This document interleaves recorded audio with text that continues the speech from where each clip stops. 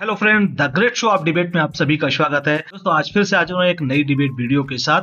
आज की डिबेट सुधांशु त्रिवेदी और आलोक शर्मा के बीच होने वाली है। दोनों में बहुत तगड़ी बहस हुई है। दोनों ने एक दूसरे से तीखे सवाल पूछे हैं। सबसे बड़ी बात यह है कि जितने तीखे सवाल पूछे गए हैं उतने ही गजब जवाब दिए गए हैं। दोस्तों, आप वीडियो को अंत तक जरूर देखें और कमेंट बॉक्स में अपनी राय जरूर दें। इसके साथ ही अगर चैनल पे पहली बार आए हैं तो चैनल को सब्सक्राइब जरूर कर लें। चलिए दोस्तों, वीडियो शुरू करते हैं। Sorry, it's DJ. चलिए शुरू करते हैं। कपटी राष्ट्रवाद ये होता है कि राष्ट्रवाद का चोला पहनकर वोट मांगे जाएं, अपने जवानों की शहादत पर भी वोट मांगे जाएं। 26/11 हो तो मोदी जी बाहर जाकर प्रेस कॉन्फ्रेंस करें और सरकार को कोसने लगे जब हमारे जवान जवान अंदर लड़ रहे हों। कपटी राष्ट्रवाद ये होता है कि चाइना के बॉर्डर पर 20 जवान हमारे शहीद हों और मोदी जी उनको आकर क्लीन चिट दे दें और उसके बाद 20 दौर की वार्ता हो कि 2020 अप्रैल से पहले की यथास्थिति बरकरार की जाए। कपटी राष्ट्रवाद ये होता है कि जब जिस समय पर पुलवामा होता है और सतपाल मलिक जी फोन करते हैं मोदी जी को तो कहते हैं कि आप चुप रहिए।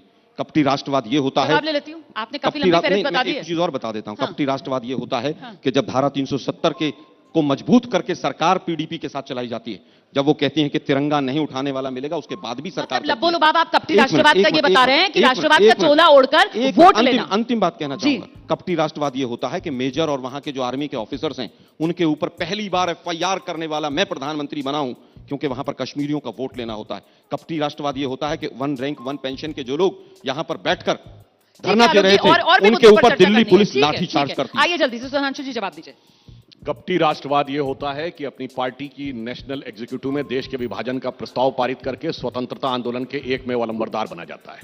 कपटी राष्ट्रवाद यह होता है कि देश की सेना के प्रमुख को सड़क छाप गुंडा कहा जाता है। कपटी राष्ट्रवाद यह होता है कि सर्जिकल स्ट्राइक में जब डायरेक्टर जनरल मिलिट्री ऑपरेशंस करता है प्रेस कॉन्फ्रेंस, उसके बाद पूछा जाता है सबूत दो। कपटी राष्ट्रवाद यह होता है कि बालाकोट की एयर स्ट्राइक के बाद जब इंडियन एयरफोर्स कहती है, उसके बाद पूछा जाता है आदमी मरे थे कि कौवे मरे थे, बिल्डिंग गिरी थी कि वो गिरे थे। कपटी राष्ट्रवाद यह होता है कि संसद के हमले में सर्वोच्च न्यायालय के द्वारा आरोपी नहीं सजा याफ्ता होने के बाद 7 साल तक अफजल गुरु की फाइल पेंडिंग रहती है और जब उसमें जान गंवाने वाले, बलिदान होने वाले सुरक्षा बलों के परिवार के लोग मेडल लौटा देते हैं, सोनिया गांधी जी की आंख में आंसू नहीं आता, बटाला हाउस इनकाउंटर के आरोपियों के लिए आंसू आता है। कपटी राष्ट्रवाद यह होता है 26/11 का हमला इनकी सरकार कहती है हाफिज सईद ने कराया और इनका नेता कहता है आरएसएस ने कराया, दिग्विजय सिंह। ठीक है। कपटी राष्ट्रवाद यह होता है कि 26/11 का हमला, सुनिए एक मिनट सर, सुनिए, 26/11 का हमला होने के बाद ये नवंबर 2008 और जाके चेक करिएगा जुलाई 2009 शर्मल शेख में ज्वाइंट डिक्लेरेशन होता है पाकिस्तान के साथ कि शांति वार्ता आतंकवाद से प्रभावित नहीं होगी।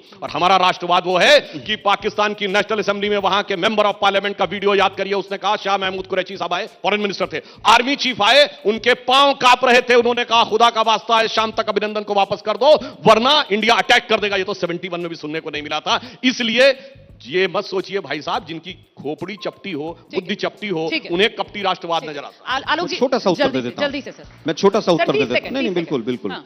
हमने तो उस पाकिस्तान के 2 टुकड़े भी किए, हमारी फौज ने 2 टुकड़े भी किए, लेकिन पहली बार हुआ है कि आपके यहां पर जो 5 आतंकवादी थे उनको आप बैठाकर कंधार में छोड़कर आए थे, वो भी आप ही के समय पर हुआ।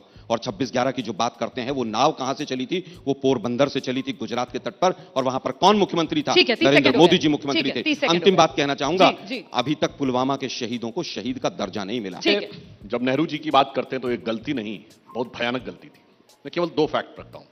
अक्टूबर 1947, 24 अक्टूबर 1947 भारत में जम्मू कश्मीर का विलय होता है और इंस्ट्रूमेंट ऑफ एक्सेशन हूबहू वर्ड बाय वर्ड वही था जो किसी भी दूसरी रियासत के लिए था। ठीक है। वो मामला यूएन में चला गया। मैं आज की पीढ़ी को याद दिलाना चाहता हूं, कई बार लोग भूल जाते हैं, यूएन बनाई 24 अक्टूबर 1945 को था। भैया 2 साल हुए थे, यूएन की कोई लेजिटिमेसी नहीं थी, सोवियत ब्लॉक उसको मानने को तैयार नहीं था, चाइना उसका मेंबर नहीं था क्या यूएन में जो आपने भेज दिया? मुझे रिसर्च करके बताएं कि 1947 से पहले कितने मुद्दे यूएन में गए। दूसरी बात, जब नेहरू जी प्रधानमंत्री बने उसके बाद 1 साल तक गवर्नर जनरल माउंटबेटन रहे, 30 जून 48 तक। किस लिए कहा गया? साहब वो कुछ रिजर्वल इश्यूज हैं पार्टीशन के, इसलिए पूरे होने चाहिए। तो भाई अगर माउंटबेटन थे तो माउंटबेटन के पास क्यों नहीं गए भाई, और यूएन में चले गए? अब इसे क्या कहेंगे? तो इसको आप सिर्फ गलती कहेंगे? साहब वो कहते हैं ना, तारीख ने ऐसे भी फलक देखे हैं कि लम्हों ने खता की थी, सदियों ने सजा पाई। तो एक सदी से दूसरी सदी आ गई और आज तक वो तो ये कहिए कि अगर हमारी सरकार स्पष्ट बहुमत से ना आई होती अगस्त 2019 के बाद जब धारा 370 हटी है और जम्मू कश्मीर का स्वरूप बदला है, अन्यथा तो ऐसा लग रहा था कि समस्या कभी समाधान ही नहीं हो पाएगा। ये मोदी जी की गारंटी थी, जिसके लिए लोगों ने कहा था 370 ये कभी नहीं हटा सकते, हटा के दिखाया। जिसके लिए लोगों ने कहा था जिस दिन 370 हट जाएगा तिरंगे को कंधा देने वाला नहीं मिलेगा, वहां आपने देखा तिरंगे की वो लड़ियां दिखाई पड़ती हैं 26 जनवरी और 15 अगस्त को। और ये गारंटी ऐसे नहीं है। देखिए क्या है, आजकल राजनीति में विश्वसनीयता का संकट। लोग कहते हैं नेता कह कुछ देते करते नहीं है। मोदी का कमिटमेंट कब से था? देखिए साहब, एक दौर था जब इस देश में सरकार का राज्यपाल लाल चौक पे 26 जनवरी और 15 अगस्त को भी झंडा नहीं फहरा सकता था। तो हमारे तत्कालीन राष्ट्रीय अध्यक्ष डॉक्टर मुरली मनोहर जोशी जी 1992 में जब गए थे यात्रा लेके, तो उसके संयोजक नरेंद्र मोदी जी थे युवा नेता के रूप में, और उनका वो वीडियो भी अवेलेबल होगा। भाई कल फैसला हो जाएगा किसने अपनी मां का दूध पिया है। तो वो कमिटमेंट उस जमाने में था वो जब वो कुछ तो नहीं पूरा थे, हो गया। भाजपा के एक सामान्य कार्यकर्ता थे, और जब देश के सर्वोच्च पद पर बैठे तो वो कमिटमेंट पूरा कराया। इसे कहते हैं विश्वसनीयता, क्रेडिबिलिटी, और ये है उनकी गारंटी। तो अब बात आगे बढ़ गई है, मतलब वो कमिटमेंट पूरा हो गया, वो 370 हटाने वाली जो गारंटी थी वो मिल गई लोगों को, अब पीओके वापस लेंगे, ये मोदी की नई गारंटी है। देखिए इसे ये कह सकते हैं जी कि धीरे धीरे रे मना धीरे सब कुछ होए, माली सींचे 100 घड़ा ऋतु आए फल होए। मगर ऋतु आ रही है और समय पर समुचित फल सबको दिखाई पड़ेगा। ठीक है, जिस बात का जिक्र सुधांशु जी ने भी किया और सदन में गृहमंत्री ने भी किया कि साहब गलती नहीं बल्कि ब्लंडर, नेहरू जी ने ब्लंडर किया। तो सर पीओके मतलब नेहरू का ब्लंडर जो हम हिंदुस्तानी भुगत रहे हैं। देखिए मुझे लगता है कि चाइना को क्लीन चिट देने वाले लोग आज नेहरू जी के अंदर ब्लंडर ढूंढ रहे हैं। 1945 में यूएन जरूर बना, लेकिन द्वितीय विश्व युद्ध समाप्त हुआ था और यूएन पावरफुल था। लेकिन जब शिमला समझौता हुआ तो यूएन में जो मुद्दा गया वो समाप्त हो गया। अगर उसके बाद, क्योंकि शिमला समझौते में था कि हम द्विपक्षीय इसको समस्या का समाधान करेंगे और कोई तीसरा पक्ष नहीं होगा, लेकिन अगर दोबारा यूएन में कोई लेकर गया तो मोदी जी की सरकार लेकर गई। ये तथ्यों को तोड़ मरोड़ कर पेश करना, एक साल माउंट बैटन रहे यहां पर, आज वो लोग पूछ रहे हैं जो भारत छोड़ो आंदोलन में अंग्रेजों के पीछे पीछे चल रहे थे, अंग्रेजों की सेना में अपने युवाओं की भर्ती करा रहे थे, आज वो हमसे पूछ रहे हैं कि एक साल माउंट बैटन एक्स्ट्रा क्यों रह गए थे। धारा 370 हट गई क्या? मैं देश के प्रधानमंत्री से पूछना चाहता हूं। धारा 370 में इससे पहले भी 36 बदलाव हुए। 2 प्रधानमंत्री हुआ करते थे, क्या वो नहीं बदले गए? सुप्रीम कोर्ट, हाई कोर्ट होता था, उनकी पावर्स नहीं थी, पंचायती राज नहीं था, कॉन्करेंट लिस्ट के बहुत सब्जेक्ट नहीं थे। आज भी धारा 370 हिंदुस्तान के संविधान का हिस्सा है, लेकिन लाल किले की प्राचीर से लेकर इस मंच तक झूठ बोला जाता है। अनुच्छेद 370 हट गया ना जम्मू कश्मीर से? नहीं हटा ना, किसने कहा? आप मुझे आर्टिकल पढ़ा? लेकिन जो रोड़ा था वो तो हट गया ना? कोई रोड़ा नहीं हटा। हाँ। आप उस ऑर्डिनेंस को पढ़िए, लिखा using the powers of article 370 we are making these 2 changes. पर दिक्कत यह कि मीडिया के साथी पढ़ते नहीं आजकल।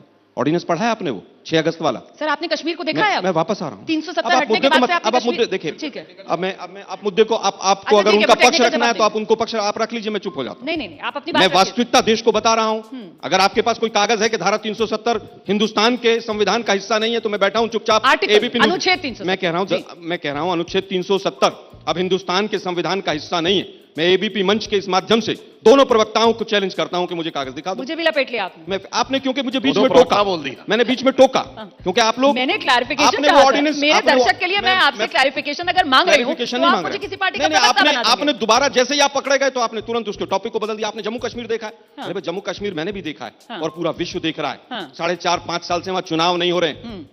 आप बताइए कब चुनाव हुए थे लास्ट वहां पर सर वहां G20 की बैठकें हो गई। वही तो प्रॉब्लम है, दुनिया भर के डेलीगेशन पहुंच गए। दिक्कत यह है कि बीजेपी का प्रवक्ता बोलता है तो आप शांत बैठती हैं। मुझे बोल तो लेने दीजिए। अच्छा बोलिए। अभी वहां पर लेह लद्दाख में चुनाव हुए, किसी मीडिया की हिम्मत नहीं हुई कि बीजेपी बुरी तरह से हारी वहां पर, कि वहां के नतीजे दिखा दिए जाए। हमने तो बताया एबीपी न्यूज पर कि लेह लद्दाख काउंसिल के अंदर कांग्रेस ने बढ़िया प्रदर्शन किया। फिर कहूंगा अगर वहां पर कांग्रेस की जगह बीजेपी जीती होती तो आप मोदी जी का झंडा लेकर पूरा नोएडा का मीडिया निकल जाता। शांति से मेरी बात को सुनिए, अदरवाइज मेरे पास सारे तथ्य हैं। अब मैं वापस पूछना चाहता हूं, 2 बदलाव किया आपने। 2 बदलाव में क्या था कि कॉन्स्टिट्यूएंट असेंबली की जगह गवर्नर के पास पावर्स होंगी, और गवर्नर के पास जो पावर्स हैं उसके बेसिस पर हम ये चेंजेस करने जा रहे हैं कि जो 35A था उसमें 35A भी नहीं है ऑर्डिनेंस में, कि 1959 में जो फला पॉइंट था वो हटा दिया गया। मान ली हमने बात, उससे बड़े बड़े चेंजेस तो कांग्रेस ने किए हैं। और जिस समय पर धारा 370 के बारे में बात हुई और फैसला हुआ, क्या उस कैबिनेट में श्यामा प्रसाद मुखर्जी इनके जो मुख्य व्यक्ति थे क्या वो नहीं थे? वो भी थे उसके अंदर। लेकिन उस समय के हालात को आज के हालात से तुलना करना, अरे भाई आपके आने के बाद जम्मू कश्मीर में अगर इतनी अच्छी सिचुएशन है, 6 साल के अंदर 3.5 साल तक इंटरनेट बंद रहा वहां पर, जो लोग कहते थे कि हम वहां पर तिरंगा नहीं उठाने देंगे उनके साथ तो 6 महीने सरकार चलाई आपने। पीडीपी के साथ जो कॉमन मिनिमम प्रोग्राम बना, उसमें पहले पेज पे छठा पॉइंट क्या था कि धारा 370 को हम मजबूत करेंगे। क्या था कि नहीं था? केवल रोटियां सेकने से देश नहीं चलता है। सुधांशु अब जी, बिल्कुल टेक्निकल अनुच्छेद जवाब देता 370 पर क्या देश को भ्रमित कर रही है मोदी देखिए, सरकार? धारा 370 के ही प्रावधान का प्रयोग करके धारा 370 को समाप्त और निष्क्रिय किया जाता है। ये वैसा ही बचकाना तर्क है। अब मुझे आर्टिकल पढ़ के सुना अरे सुनिए मेरी, अब आप बोल रहे थे, आप मैं सुन बता- लीजिए प्लीज। ये वैसा ही बचकाना तर्क है कि भारत की आजादी का विधेयक ब्रिटिश पार्लियामेंट में पास हुआ था, इंडिपेंडेंस ऑफ इंडिया एक्ट। तो आप कहेंगे कि हम आजादी नहीं हुए क्योंकि आप तो ब्रिटिश पार्लियामेंट के एक्ट से इनेक्टेड हुए। ये बचकाना तर्क है भाई। यही है ना, इंडिपेंडेंस ऑफ इंडिया एक्ट पारित हुआ भाई, वो पारित हुआ, उसके साथ वो समाप्त हो गया। मैं यही धारा 10 सेकंड का 370 उत्तर के ही दूं। समाप्त हो गया। ये बोलने उसके बाद अपने मिनट, अब आप बोल रहे थे, मैंने डिस्टर्बेंस नहीं किया सर। आपकी अब ये भी तरफ से बताता हूं। रोमाना जी है ना? सिर्फ इतना नहीं, सुनिए, ये 15 अगस्त 47 को ये बात कह रहे हैं। मैं कहूंगा करोड़ों दर्शकों से जो देख रहे हैं, जाके चेक करिए। 1 साल तक भारत का आर्मी चीफ कौन था? जनरल रॉय बूचर, अंग्रेज था। फिर आपको क्या जरूरत थी वहां जाने की? भारत का एयरफोर्स चीफ कौन था? 1954 तक अंग्रेज रहा है। पहले एयर चीफ मार्शल एल्महर्स्ट थे, फिर गेराल्ड गिब्स 1954 तक, नेवी चीफ 1957 तक, 1968 तक। इसीलिए जॉर्ज पंचम की प्रतिमा लगी रही भाई। अरे भैया, अंग्रेज का आर्मी चीफ था, अंग्रेज का एयरफोर्स चीफ था, अंग्रेज का वो था, अंग्रेज बैठा हुआ था, माउंटबेटन बैठा हुआ था। काहे चलेगा भाई यूएन? ये तो समझ से बाहर की बात है। इसलिए मैं कह रहा हूं, जो आप आजादी कह रहे हैं ना, आज युवा पीढ़ी जाने, वो आजादी धीरे धीरे धीरे धीरे कैसे समझौतों के तहत मिली थी, अन्यथा सब तरफ से तो वो था। इसलिए मैंने कहा फैक्ट। अब आज की बात कहते हैं। अब आज की बात कहते हैं, जिसको जम्मू कश्मीर में कोई समस्या दिखती हो। अब जम्मू कश्मीर में आईएसआईएस के झंडे दिखते हैं? नहीं। अब बताइए, पाकिस्तान जिंदाबाद के नारे दिखते हैं? नहीं। अब कभी ऐसा दिखता है कि कोई हुजूम निकलते हुए, ये बताइए, आतंकवादियों के नमाजे जनाजा दिखते हैं? नहीं। अब कभी जुमे की नमाज के बाद एक भीड़ निकलती है और इंस्पेक्टर अयूब पंडित जैसे किसी को मार देती है? नहीं। अब हुर्रियत के नेता एक जमाने में, इनके जमाने में दिल्ली में आते थे, जलवाए जलाल के साथ आते थे, दामाद की तरह उनका स्वागत होता था। और अब आते हैं एनआईए की पेशी में, ईडी के सम्मन के ऊपर आते हैं। साहब, बहुत जमाना गुजर गया और वो जो कहते हैं वो कहानी इतनी पुरानी हो गई कि अब ये पूछिए, जब तक सुधांशु वो- जी, हाँ। एक सवाल का जवाब। हाँ, बताइए। 24 में चुनाव आने वाला है और 24 के चुनाव से पहले यहां पर जो इतिहास की क्लास चलाई जा रही है बीजेपी की तरफ से, और ये नेहरू की जो गलतियां याद की जा रही हैं, 75 साल पुरानी जो नेहरू की गलतियां दोहराई जा रही हैं, इसके पीछे मंशा और मकसद क्या है, ये बता दीजिए। मैं ये कहता कि अगर वो चीज आज अप्रासंगिक हो गई होती तो कोई बात नहीं थी, मैटर सॉल्व हो गया होता, तो कहने की जरूरत नहीं थी। ठीक है। अब हम कोई ये थोड़ी कहते हैं कि जूनागढ़ का मामला आज भी बात करो, तो फिनिश हो गया ना। ठीक है। हम थोड़ी कहते हैं गोवा का मामला आज भी बात करो, वो अनफिनिश रह गया। और नेहरू की गलती कौन गिनाता है, ये बताइए। अभी एक मुद्दा बहुत से लोग उठाते हैं, जातिगत जनगणना। ब्रिटिश टाइम तक जातिगत जनगणना होती थी, रोकी किसने थी? 1951 में नेहरू जी की सरकार ने रोकी थी। ये कह के रोकी थी कि अंग्रेजों की फूट डालो राज करो की नीति की बात है, तो बोलो ना नेहरू गलत थे भाई। आज उसके बाद नेहरू जी की बेटी इंदिरा जी बनी, तो कांग्रेस का नारा क्या होता था? जात पे ना पात पे, इंदिरा जी की बात पे मोहर लगेगी हाथ पे। अब आइए, राजीव गांधी जी 6 दिसंबर 1990 को संसद के पटल पे बोले कांग्रेस जात पात में विश्वास नहीं करती है, मंडल के विरोध में, और उन्होंने कहा हमारा नारा है जात पे ना पात पे मोहर लगेगी हाथ पे। अब बताइए, उनके खानदान में चश्मो चिराग पैदा हुए हैं जो कह रहे हैं मेरे बाप भी गलत थे, मेरी दादी भी गलत, नेहरू जी भी गलत। तो बोलो ना, नेहरू को गलत तो आप सिद्ध कर रहे हैं। नेहरू की गलती मतलब पीओके वाली तो बीजेपी गिना रही है, लेकिन ये जातिगत जनगणना वाली नेहरू की गलती खुद राहुल गांधी बता रहे हैं। सर, मतलब नेहरू की गलतियां गिनाई जा रही है हर तरफ से। मैं केवल 2-3 चीजें बता देना चाहता हूं एबीपी के दर्शकों को। जी। धारा 370 और 35 अगर हट गई है तो सुप्रीम कोर्ट में 17 केसेस चल रहे हैं। पहला पिटिशनर था वी द सिटीजंस। आज तक वो पिटीशन क्यों चल रही हैं? क्योंकि धारा 370 आज भी संविधान का हिस्सा है। आपने 2 बदलाव किए और वो दोनों बदलाव आज तक आपको वहां पर चुनाव भी नहीं करवा पाए हैं।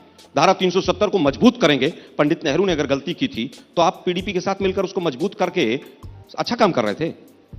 मैं केवल ही कहता हूं कि सत्ता के सुख के लिए हमने तो कश्मीरी पंडितों के लिए भी तमाम काम किए। हमने उड़ान योजना से लेकर कश्मीर के इंटीग्रेशन से लेकर तमाम काम हुए। लेकिन जब आपकी सरकार आई और वहां पर भी और यहां पर भी, तो वहां पर जिस तरह से राशन की भी कमी हुई और जिस तरह से कश्मीरी पंडितों ने प्रदर्शन किए, आपने कश्मीरी पंडितों पर भी केवल वोट मांगी, जम्मू कश्मीर पर केवल वोट मांगी, हिंदू मुसलमान जम्मू कश्मीर के तमाम चीजों को लेकर करके आपने दूसरी जगह पर वोट मांगी। और यही कारण है कि आपकी नीति और नीयत में फर्क था, गलती थी, इसीलिए आज तक आप वहां पर चुनाव नहीं करा पाए। आईएसआईएस की बात, 2016 में गृह मंत्री, 15 में गृह मंत्री कौन थे? राजनाथ सिंह जी थे। और राजनाथ सिंह जी ने संसद के पटल पर कहा था कि हिंदुस्तान में आईएसआईएस का एक भी व्यक्ति नहीं। 2015 के बाद तो हमारी सरकार रही नहीं, 2015 के बाद तो आप ही की सरकार रही। ये रिकॉर्ड ऑन रिकॉर्ड संसद में दिया गया राजनाथ सिंह जी का बयान है। लेकिन बदनाम करना एक भी व्यक्ति नहीं बोला था, उन्होंने कहा था एक भी व्यक्ति वर्ड नहीं बोला। आईएसआईएस का कोई भी व्यक्ति, किसी तरह का कोई हस्तक्षेप हमारे यहां पर नहीं। लेकिन आज आप क्योंकि आईएसआईएस के नाम पर हिंदू मुसलमान का एजेंडा चल सकता है, जो तो झंडे नहीं वोट मांग दिखते लीजिए। थे, वो झंडे नहीं देखे। वापस आता हूं, ये कहते हैं साहब तो कुछ भी नहीं होता, तो झंडे नहीं देखे अरे भाई आपने सुनिए टीवी ना, पे? सुनिए ना भाई, पुलवामा में जो हुआ वो भी हमारे टाइम पे हुआ होगा, उरी में, पुंछ में, पुलवामा में, पठानकोट में, सब हमारे टाइम पे हुआ होगा। अभी 10 दिन पहले, 15 दिन पहले 5 जवान शहीद हुए और मोदी जी वो हवाई जहाज में हाथ हिला रहे थे, वो भी हमारे टाइम में हुआ होगा। आपने तो आतंकवाद समाप्त कर दिया पूरी तरह से। मुझे लगता है कि बुरहान वानी का जनाजा आज तक के शायद इतिहास में सबसे बड़ा जनाजा निकला होगा। 2 से 2.5 लाख लोग उसके अंदर थे, जिसके भाई को आपने नौकरी और पैसा देने का वादा किया, बाद में मुकर गए आप लोग। आपने अभी कहा ना कि वहां पर अब जनाजे नहीं निकलते। बुरहान वानी का जनाजा शायद पूरा देश भूला नहीं है, लेकिन उसके बावजूद क्योंकि आपको वोट चाहिए,